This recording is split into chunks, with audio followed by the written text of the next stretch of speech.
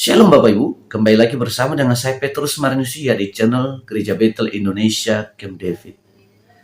Nah saudara yang kasih Tuhan, dalam kesempatan yang baik ini, kembali saya menayangkan pesan firman Tuhan atau khotbah dari seorang hamba Tuhan yang memiliki integritas dan pelayanannya sudah terbukti di lapangan, ya, memulihkan banyak orang, memotivasi banyak orang untuk sampai pada tujuannya. Dan tentu perjalanan yang dilalui tidaklah gampang. Banyak hal yang dilalui, suka duka di dalam pelayanannya. Tapi ketika beliau mengalami satu perjumpaan dengan Tuhan, maka semua itu bisa dilaluinya dengan caranya Tuhan. Oleh karena itu saudara, mari beri waktu Anda menyaksikan video ini sampai tuntas. Ya, jangan skip, ya. Dengarkan sampai tuntas. Catat apa yang perlu supaya itu menjadi rema dalam kehidupan. Saya tidak berlama-lama, mari kita saksikan mendengarkan hamba Tuhan ini, yaitu Pendeta Richard Bambang Yonan sebagai berikut. Puji Tuhan. Ini rasanya kali yang pertama saya berkhotbah dengan berbusana seperti ini. Jadi saya diminta untuk pakai jeans dan kemudian untuk pakai jaket yang ada hoodie-nya. Nah, jadi usia saya sudah 62 tahun, cari jaket yang ada hoodie-nya nggak mudah. Ya. Dan juga berpenampilan seperti ini, saudara.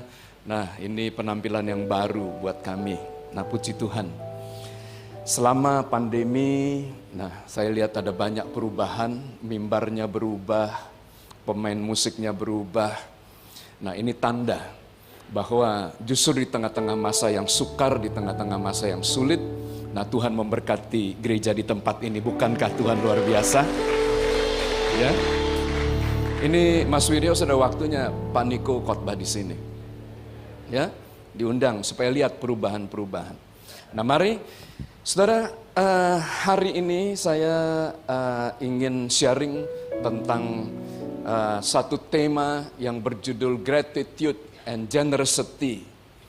Dan tema ini merupakan tema lanjutan dari apa yang disampaikan oleh saya di gereja lokal tempat di mana saya melayani, di mana pada bulan Februari tema kita adalah spiritual warfare, peperangan rohani dari tempat kudus. Nah, jadi ini adalah lanjutannya. Nah, mari saya ingin mengajak kita semuanya untuk melihat, ya, bisa tolong dibantu. Bukan yang ini, yang kedua, saya sudah kasih tahu Stella. Yang kedua, saudara, hamba Tuhan atau hamba manusia. Ya, bukan yang ini, tolong diganti. Nah, mari kita buka kitab Ulangan pasal yang ke-28 ayat yang ke-47 sampai dengan ayat yang ke-48, ya. Bukan tema yang ini, untuk kebaktian yang kedua ditukar. Puji Tuhan. Saya akan bacakan demikian firman Tuhan. Karena engkau tidak mau menjadi hamba kepada Tuhan Allahmu dengan sukacita dan gembira hati, walaupun kelimpahan akan segala-galanya, maka dengan menanggung lapar dan haus, dengan telanjang dan dengan kekurangan akan segala-galanya, engkau akan menjadi hamba musuhmu, yang akan disuruh Tuhan melawan engkau. Ia akan membebankan kuk besi ke atas tengkukmu sampai engkau dipunahkan. Bapak Ibu yang dikasih oleh Tuhan, ya, perhatikan slide yang saya tampilkan. Nah, saya mau cerita bahwa kitab Ulangan pasal yang ke-28 ini ditulis oleh seorang hamba Tuhan yang bernama Musa. Di dalam Alkitab dia dikenal sebagai a law giver. Dia adalah orang yang dipercaya oleh Tuhan hukum-hukum yang ada dalam kerajaan surga. Dan Musa dipakai untuk membawa orang Israel keluar dari tanah Mesir, masuk ke tanah perjanjian, yakni tanah yang berlimpah-limpah susu dan madunya. Musa tidak hanya dipercaya untuk menjadi a deliverer, tetapi Musa juga dipercaya untuk memperlengkapi orang-orang Israel menjadi kekasih daripada Tuhan. Nah, oleh sebab itu, di dalam Alkitab, di dalam kitab Hosea pasal yang kedua ayat yang ke-20, dalam perjanjian lama, dan dalam kitab Efesus pasal yang kelima ayat yang ke-32, gereja dan orang Israel selalu dianalogikan sebagai kekasih Tuhan, sebagai istri daripada Tuhan. 1 Petrus pasal yang ketiga, sebagai rasa hormat seorang istri kepada suami, maka Sarah taat kepada Abraham dan menamai Abraham itu Tuan bagi dirinya. Nah, kalau kita melihat di dalam kitab Efesus pasal yang kelima ayat yang ke-33, maka Alkitab berkata, bagaimanapun juga, saudara, apapun yang menjadi alasan daripada seorang suami dan istri, maka Tuhan berpesan, hai suami, kasihilah istrimu, tetapi hai istri, hormatilah suamimu. Nah, bagaimana orang-orang perjanjian lama menghormati Tuhan sebagai suami dan sebagai kekasih?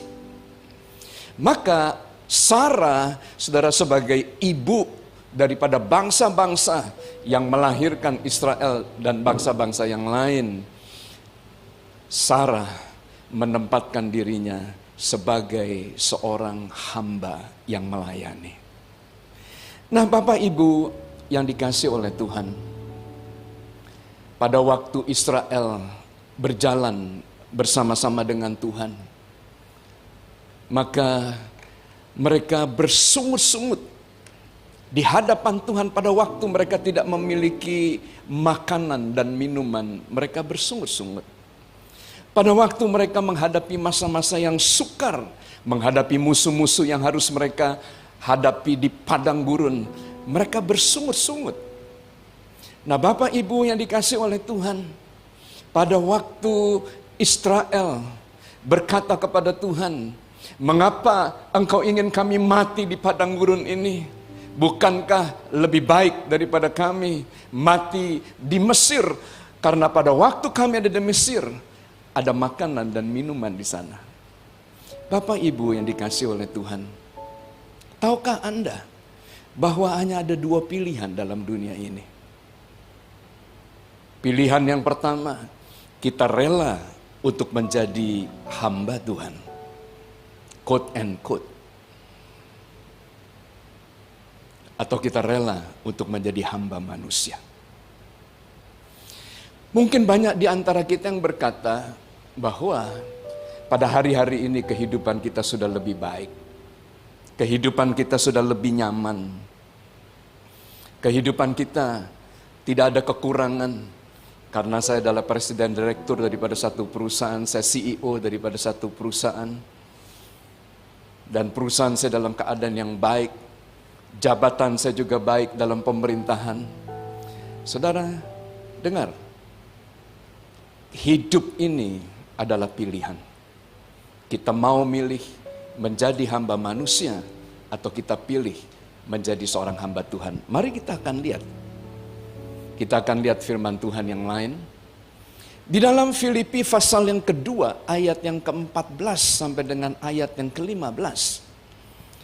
Saudara, jika kita melakukan segala sesuatu dengan tidak bersungut-sungut dan tidak berbantah-bantahan. Nah, apa yang terjadi? Maka kehidupan kita akan berubah. Kita akan menjadi pribadi yang tidak beraib, tidak bernoda, tidak bercela di tengah-tengah angkatan yang bengkok dan yang sesat ini. Dan orang yang tidak bersungut-sungut, dia tidak bersungut-sungut dalam pelayanan, dia tidak bersungut-sungut dalam pekerjaan, dia tidak bersungut-sungut dengan masa-masa yang sukar, maka dia akan dijadikan oleh Tuhan seperti bintang yang ada di langit, yang menjadi terang, yang menerangi kegelapan yang ada di waktu malam. Doa saya kepada jemaat di tempat ini, saya tahu Anda mengalami goncangan demi goncangan, sekian lama Anda tidak beribadah, dan baru hari ini Anda bisa dapat beribadah. Tapi percayalah, pada waktu ada ucapan syukur dan bukan sungut-sungut yang keluar dari kehidupan kita, maka Tuhan akan memberkati jemaat ini. Anda akan menjadi jemaat yang tidak beraib, tidak bernoda, tidak bercela. Anda akan menjadi bintang-bintang yang akan menerangi kegelapan. Kemurahan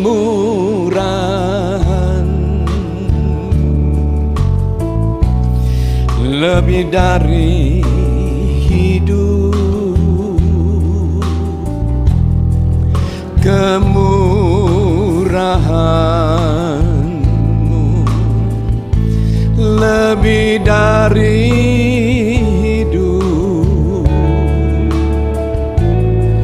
Bawa lidahku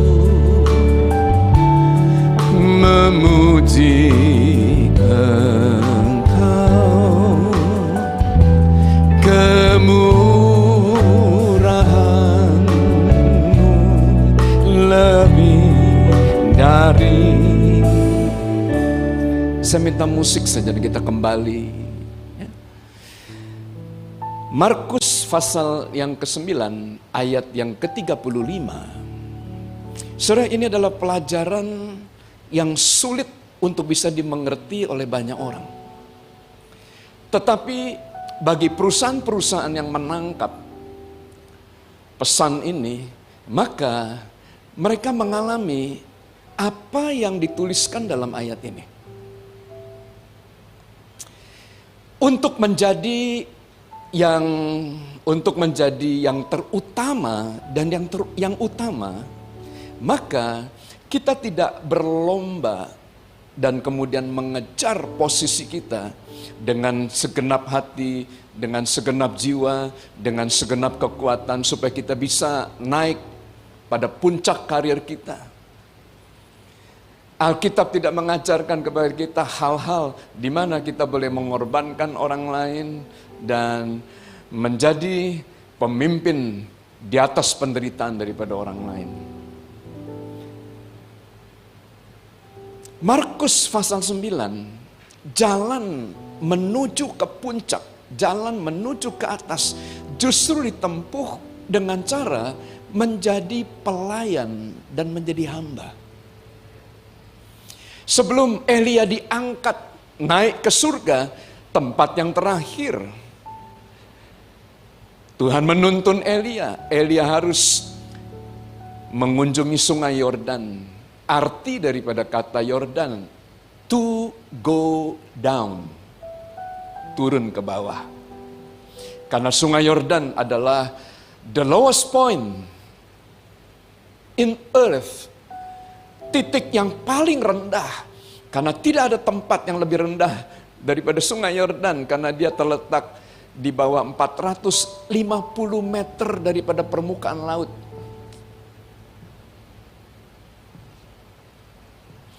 Nah, ada rahasia apa yang Tuhan ajarkan pada waktu kita mau merendahkan diri dan menjadi hamba dan pelayan?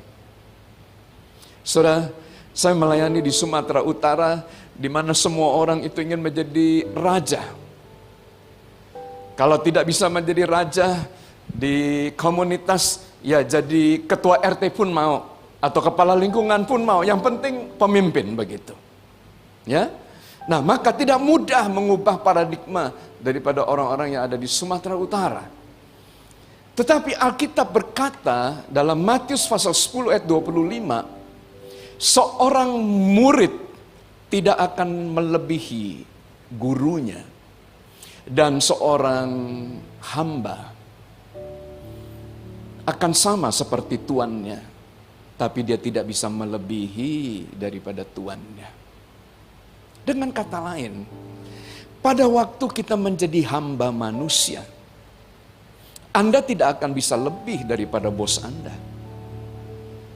Paling tidak Anda menjadi sama seperti bos Anda. Tapi kalau Anda menjadi hamba Tuhan, maka Anda akan menjadi sama seperti Tuhan. Bisa nangkep? Bisa nangkep?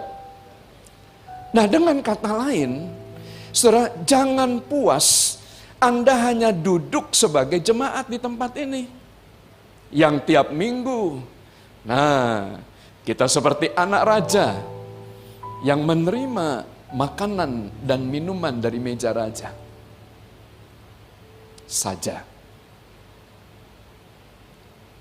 Ini waktunya kita berpikir kepada siapa kita mau beribadah, kepada siapa kita mau menjadi hamba. Perkataan hamba, perkataan pelayan tidak menyenangkan, tapi kita mesti mengerti. Sama seperti Sarah memanggil Abraham suaminya sebagai Tuan, maka demikian kita melayani Tuhan. Anda boleh memiliki jabatan-jabatan yang tinggi di pemerintahan. Anda boleh memiliki jabatan-jabatan yang luar biasa di tempat di mana Anda bekerja. But, kalau Anda tidak rela melayani, karena Anda berpikir, dari Senin sampai Jumat saya sudah bekerja, masa Minggu saya mesti melayani lagi. Kapan waktu saya untuk hal-hal yang lain? Saudara yang dikasih oleh Tuhan, tahukah Anda bahwa pekerjaan Anda itu juga adalah pelayanan? Kita tidak bertanggung jawab kepada pimpinan kita saja, tapi lebih daripada itu ada tanggung jawab moral. Karena kita tahu Tuhan telah membeli kita dengan harga yang lunas. Tuhan telah membayar kita dengan darah yang mahal, sehingga kita bukan milik kita lagi. Kita bukan hanya milik istri dan anak-anak. Kita bukan hanya milik perusahaan tempat di mana kita bekerja. Tapi kehidupan yang kita miliki harus kita sadari bahwa itu dari Tuhan. Anda setuju? Sehingga kalau kita bisa bernafas pada pagi hari ini, nah kita bersyukur. Kepada siapa kita bersyukur? Apakah kita bersyukur kepada bos kita yang memberikan gaji tiap bulan buat kita? Pagi ini, saya percaya pada waktu kita rela untuk melayani, Anda akan melihat Tuhan akan mengubah saudara. Sama seperti Tuhan kita, pada suatu hari kita akan melihat gambar Tuhan akan makin nyata di dalam jemaat ini. Bawa lidahku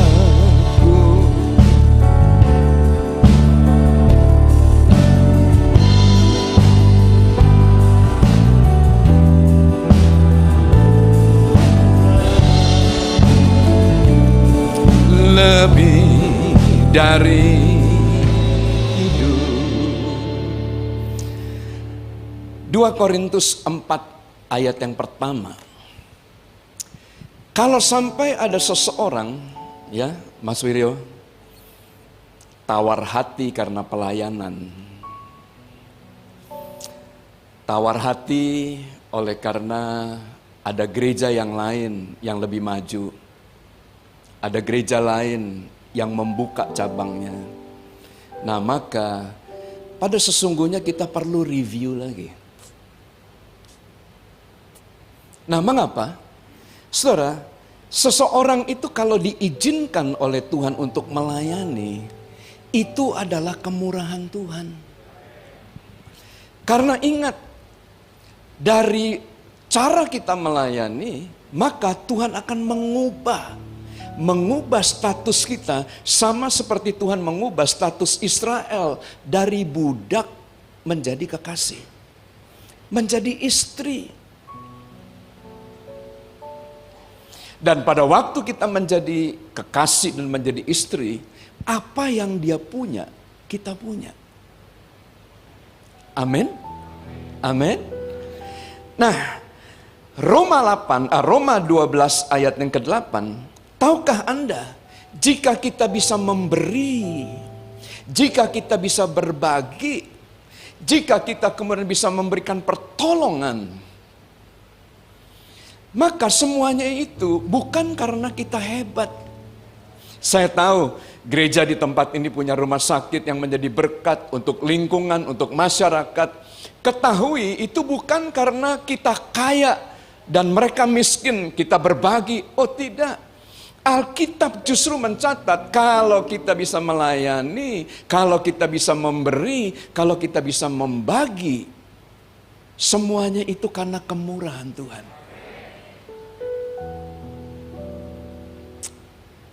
Anda setuju? Katakan sebelah kiri kanan Anda, saya setuju itu.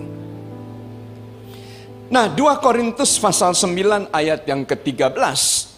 Tahukah saudara bahwa kemurahan, generosity, itu lahir daripada ucapan syukur, gratitude. Jadi ya, sebenarnya saya mesti nyampaikan tadi gratitude dulu ya, tapi saya kira ini yang pas ini untuk jemaat di tempat ini. Karena ucapan syukur selalu akan memimpin kita kepada generosity, kepada kemurahan. Nah, 2 Korintus pasal 9 ini saya mau cerita kepada saudara. Ini adalah latar belakangnya sangat menyedihkan. Oleh karena Paulus dipakai oleh Tuhan untuk membangun jemaat yang ada di Korintus. Dan Paulus itu adalah bapak rohani daripada jemaat di Korintus. Tapi pada waktu Korintus menjadi suatu jemaat yang besar, maka timbullah iri hati. Pada waktu itu Efesus menjadi pusat kekristenan yang ada di Asia Kecil. Maka rasul-rasul palsu yang ada di Efesus, nah mereka mempengaruhi jemaat-jemaat di Korintus untuk menolak pelayanan daripada Rasul Paulus, sehingga pengumpulan dana yang pertama gagal. Padahal pada waktu itu, saudara, ada bencana kelaparan di Yerusalem dan banyak anak-anak Tuhan yang menderita kelaparan karena bencana itu. Dan Paulus meminta kepada jemaat di Korintus untuk mengumpulkan dana dan membantu saudara-saudara mereka yang ada di Yerusalem. Tetapi rasul-rasul palsu ini berkata bahwa, tidakkah kamu tahu bahwa Paulus yang dulu dikenal sebagai Saulus adalah pembunuh daripada Rasul Filipus. Dan dia adalah orang yang sangat jahat, yang membunuh begitu banyak orang-orang Kristen, yang mengakibatkan orang-orang yang ada di Korintus menjadi ragu-ragu.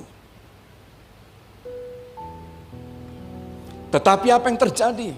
Pada waktu kemudian Paulus mengalami penolakan dan goncangan daripada jemaat yang ada di Korintus. Maka Tuhan memberikan penglihatan kepada Rasul Paulus terhadap jemaat di Makedonia. Maka di pasal yang ke-8, Paulus mengurungkan perjalanan untuk ke Korintus dan dia berbelok ke Makedonia.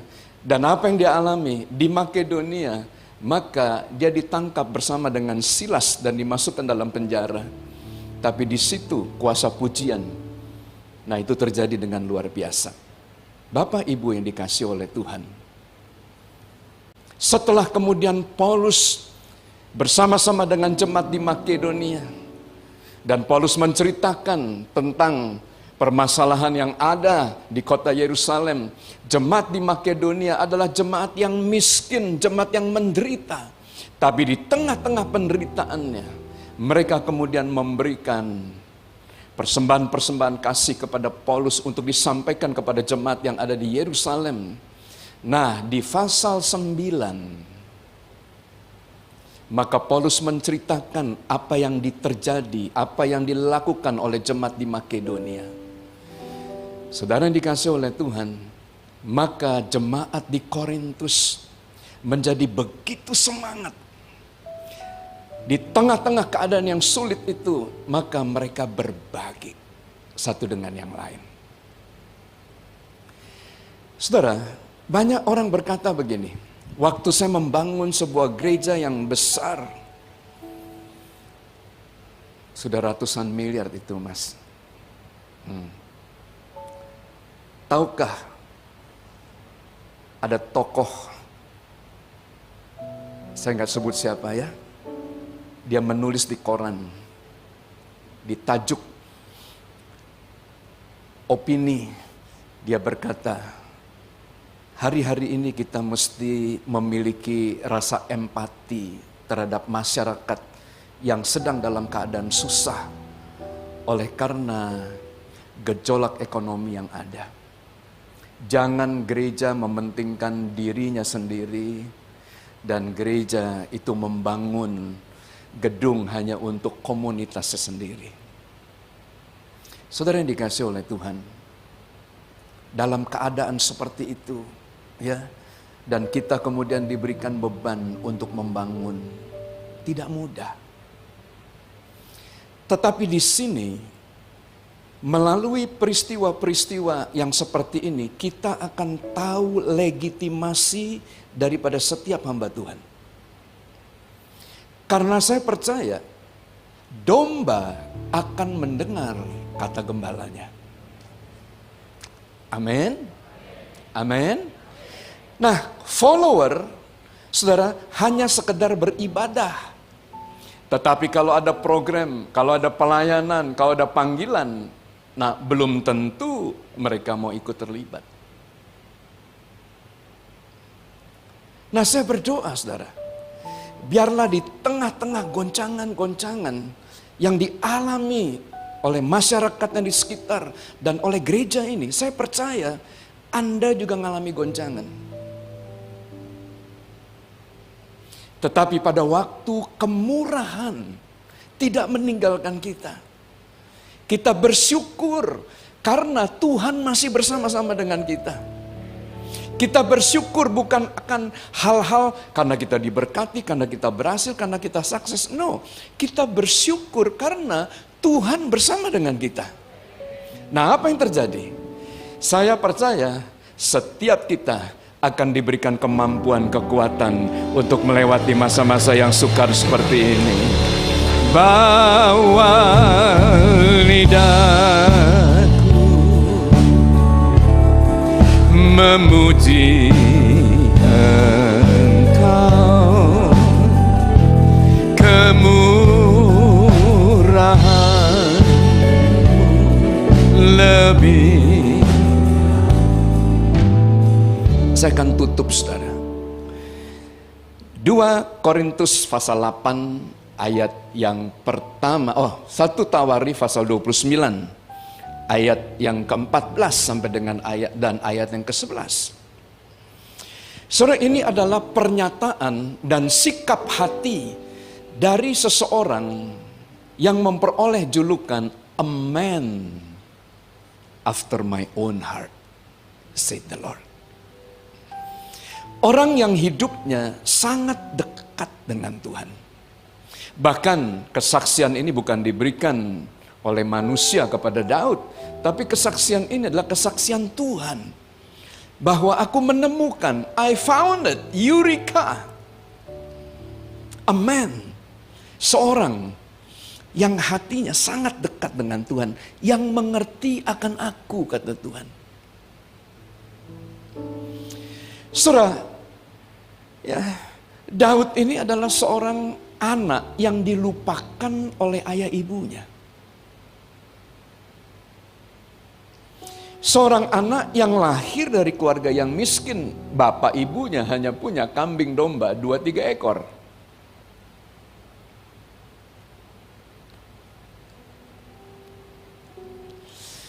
Daud dipandang sebelah mata oleh banyak orang. Karena penampilannya, karena latar belakangnya, bibit bobot bebetnya, nggak ada sesuatu yang spesial. Tetapi Dia diangkat oleh Tuhan menjadi seorang raja yang terbesar dalam sepanjang sejarah, dan tidak ada orang yang lebih melebihi Daud dalam hal kekuasaan. Tidak ada. Salomo hanya dalam hal hikmat dan kekayaan. Soal kekuasaan, dia tidak bisa menang dari bapaknya.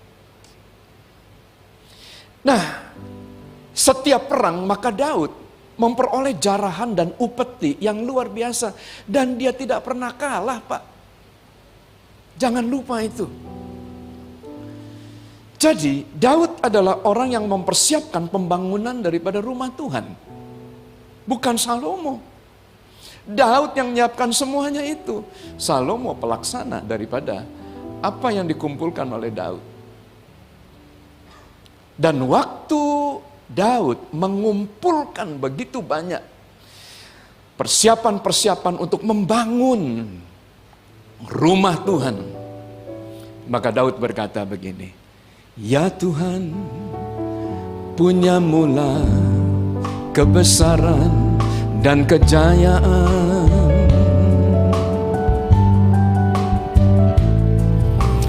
Ya Tuhan, punya mula kehormatan, kemasyuran, dan keagungan. Segala yang di langit dan yang di bumi kepunyaanmu.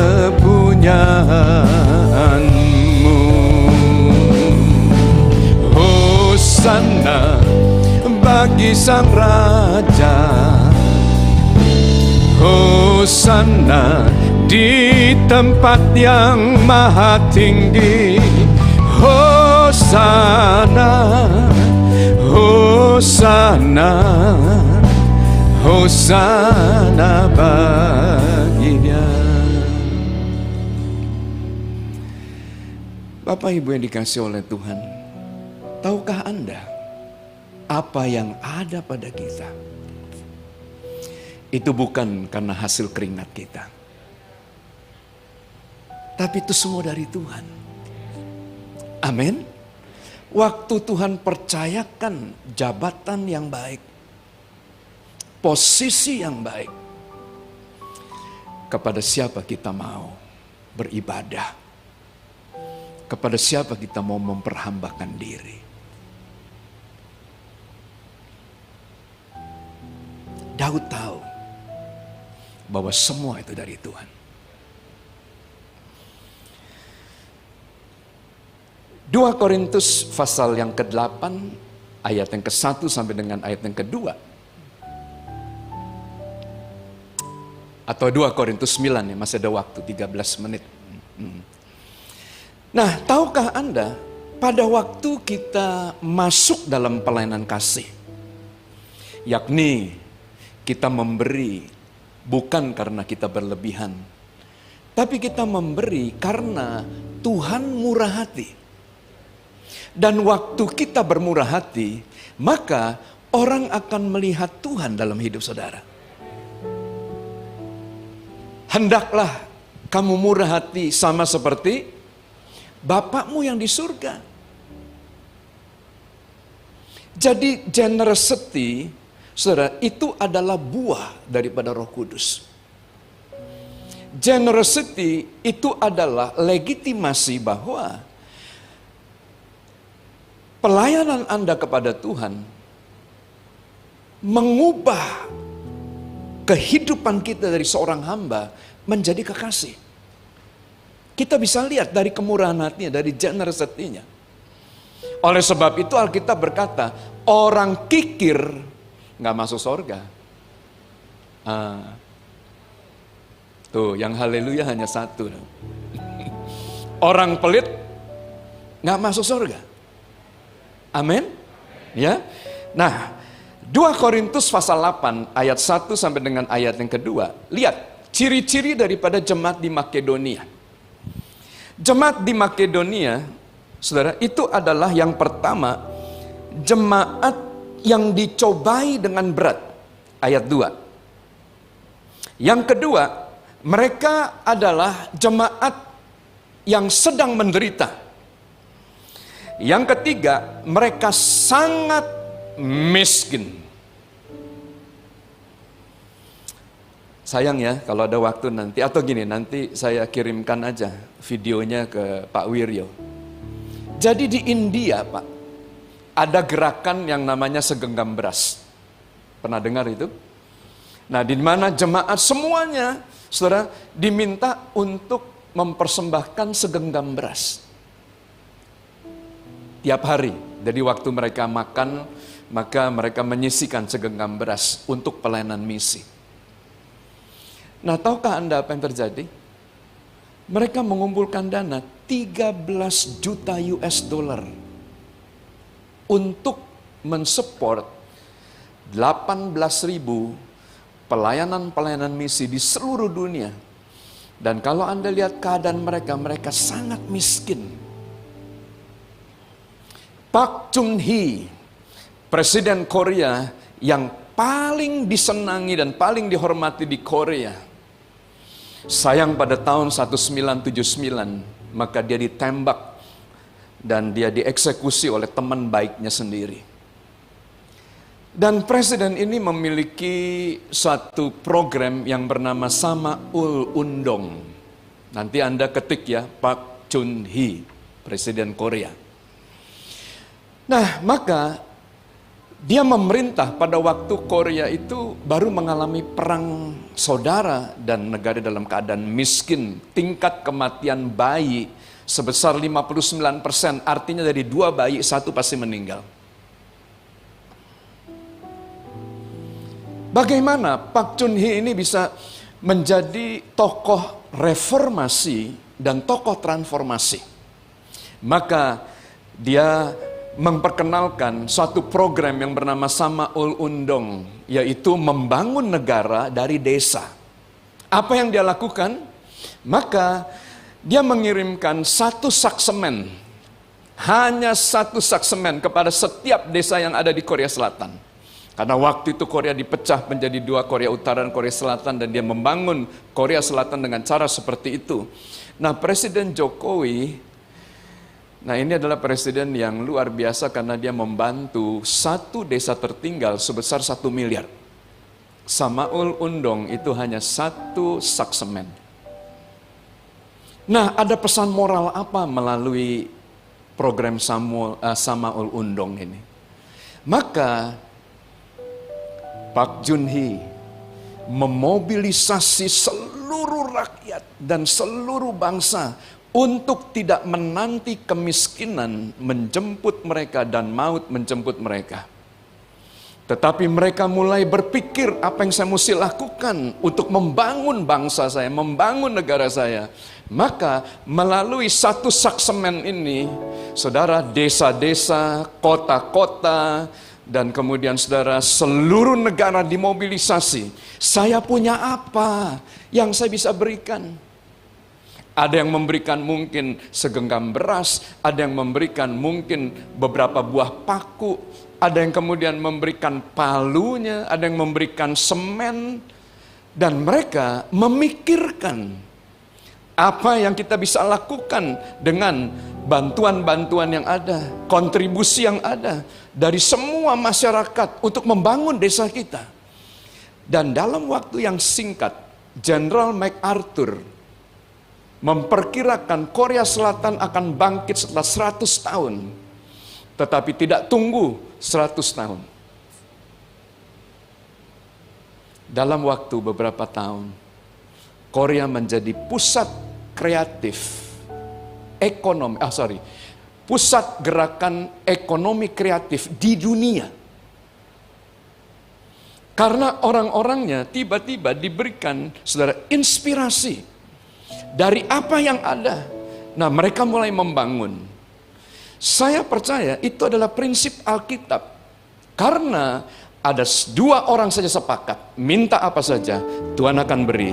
Saya percaya, ya, tunggu dulu sebentar dulu. Saya percaya kalau seluruh jemaat WTC sepakat untuk menyelesaikan pembangunan daripada rumah Tuhan, maka tidak ada yang mustahil bagi Tuhan, juga tidak ada yang mustahil bagi orang percaya. Amin. Nah, bagaimana caranya jemaat di Makedonia ini bisa memperoleh kasih karunia yang berlimpah-limpah dan mereka bersukacita di tengah-tengah penderitaan, kekurangan, dan kemiskinan. Artinya, kemiskinan gak ada artinya buat mereka. Penderitaan sepertinya seolah-olah tidak ada buat mereka. Karena ada kasih karunia Tuhan yang berlimpah-limpah. Ini rahasia ya. Banyak orang gak tahu ini, Mas. Jadi, di tengah-tengah keadaan pandemi di mana gereja berhenti untuk beribadah, tidak ada yang namanya persembahan. Orang bilang, wah Medan simpenannya besar. Saya jujur, mana ada simpanan pada waktu membangun? Semua dana itu semua kita pakai untuk membangun. Maintenance cost untuk gereja. Kalau Anda memiliki gedung yang besar, maintenance-nya juga besar. Tidak kurang 2 miliar rupiah per bulan. Tidak kurang. Loh bagaimana kita membayar gaji, membayar listrik? Saudara, pemerintah nggak mau tahu. Anda nggak bayar listrik, itu disegel saudara. Dan kalau disegel, siapa yang malu? Rumah Tuhan, rumah persembahan, disegel karena tidak bayar listrik. Nah, bayangkan. Apa kita nggak doa itu sungguh-sungguh? Nah, tetapi dalam keadaan seperti itu, pelayanan kemanusiaan tidak berhenti dan tidak berkurang. Sama seperti pada waktu belum pandemi. Tiap minggu itu bantuan untuk masyarakat yang membutuhkan. Karena kita mengadakan isolasi lingkungan, bukan isolasi mandiri lagi. Lingkungan itu, saudara, kalau sudah ada satu pandemi begitu, nah maka satu RT itu kita isolasi. Dan makanannya kemudian kita kirim. Anda bisa bayangkan itu berapa banyak dana yang kita keluarkan. Tetapi Alkitab tidak pernah berdusta. Pada waktu jemaat di Makedonia diberkati, maka demikian sampai dengan hari ini, kami masih tetap bisa membayar gaji, masih bisa membayar maintenance, membayar telepon dan listrik. Bukankah Tuhan luar biasa? Nah, saya akan tutup saudara dengan slide ini. Mazmur 126. Orang-orang yang menabur dengan mencucurkan air mata akan menuai dengan sorak-sorai. Orang yang berjalan maju dengan menangis sambil menabur benih pasti pulang dengan bersorak-sorai sambil membawa berkas-berkasnya. Amin. Jadi jangan hanya nangis kemudian tangannya diam saja. Saudara, nangis memang nangis, susah memang susah. Tapi Alkitab mengajarkan waktu kita menabur dengan mencucurkan air mata, so pasti satu waktu kita akan menuai dengan sorak-sorai. Nah, saudara yang dikasihi Tuhan, tadi kita telah mendengarkan apa yang disampaikan oleh beliau. Alkitab berkata, iman itu timbul dari pendengaran. Dari pendengaran akan firman Tuhan. Jadi khotbah-khotbah yang saya upload di sini, satu tujuannya supaya iman orang percaya bertumbuh dengan sempurna. Nah, melalui iman kita mampu mengubah situasi keadaan kita. Apa yang tidak mungkin menurut manusia kita, maka dengan cara Tuhan semuanya dimungkinkan. Nah, oleh karena itu, mari bersama-sama lebih memiliki semangat, lebih memiliki waktu untuk merenungkan firman Tuhan siang dan malam. Selain kita mendengarkan, iman kita bertumbuh, perlu kita membaca dan merenungkan. Kalau berbicara merenungkan artinya berbaca berulang-ulang sampai Anda mendapatkan sebuah inspirasi yang nanti ujungnya menjadi rema dalam hidupmu, dan itulah yang menuntun. Nah, maka kepada orang yang demikian Tuhan katakan, apa saja yang diperbuatnya pasti berhasil, karena pikiran perasaannya dipenuhi oleh hadirat Allah, oleh pikiran dan perasaan Allah, dan dia melangkah sesuai apa yang Tuhan tuntun, sehingga dia melihat mukjizat demi mukjizat, tanda-tanda heran, tanda-tanda keajaiban selalu senantiasa terjadi dalam kehidupannya. Nah, oleh karena itu saudara, jangan lupa subscribe, like, dan komen channel ini. Nyalakan notifikasinya supaya Anda menerima video kami selanjutnya. Kemudian share seluas-luasnya supaya banyak orang yang diberkati melalui kebenaran daripada firman Tuhan. Nah, demikian tayangan saya kali ini. Sampai ketemu di tayangan saya selanjutnya. Tuhan Yesus memberkati kita semua. Shalom.